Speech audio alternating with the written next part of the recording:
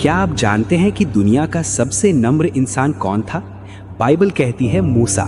लेकिन क्या हुआ जब उसके अपने ही भाई बहन उसके खिलाफ खड़े हो गए, सिर्फ इसलिए क्योंकि उन्हें जलन थी कि परमेश्वर मूसा से ज्यादा बात क्यों करता है। आज हम देखेंगे गिनती अध्याय 12 की वो हैरान कर देने वाली कहानी, जहां एक विरोध की वजह से मरियम कोढ़िन बन गई। मूसा ने एक कूशी स्त्री से विवाह किया था।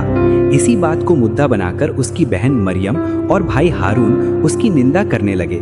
लेकिन बात सिर्फ शादी की नहीं थी, बात थी अधिकार की। क्या यहोवा ने केवल मूसा ही के साथ बातें की हैं? क्या उसने हमसे बातें नहीं की? उनकी ये बात यहोवा ने सुन ली। यहाँ गौर करने वाली बात यह है कि मूसा ने पलटकर कोई जवाब नहीं दिया।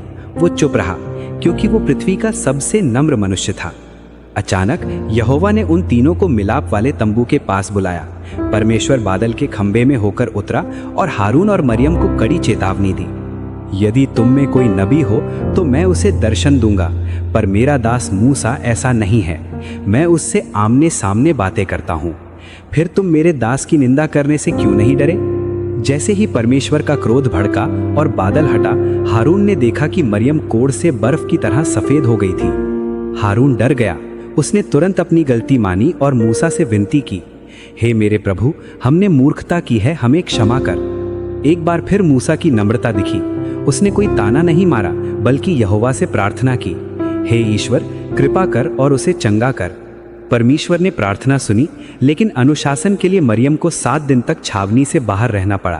पूरी इजरायली प्रजा तब तक आगे नहीं बढ़ी जब तक मरियम शुद्ध होकर वापस नहीं आ गई।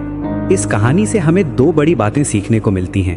पहली, ईश्वर के ठहराए हुए लोगों के विरुद्ध बोलना खतरनाक हो सकता है, और दूसरी, नम्रता में वो ताकत है कि ईश्वर खुद आपका केस लड़ता है। अगर आपको ये कहानी अच्छी लगी तो वीडियो को लाइक करें और कमेंट में बताएं, क्या आपने कभी किसी के लिए मूसा की तरह प्रार्थना की है? सब्सक्राइब करना ना भूलें। जय मसीह की।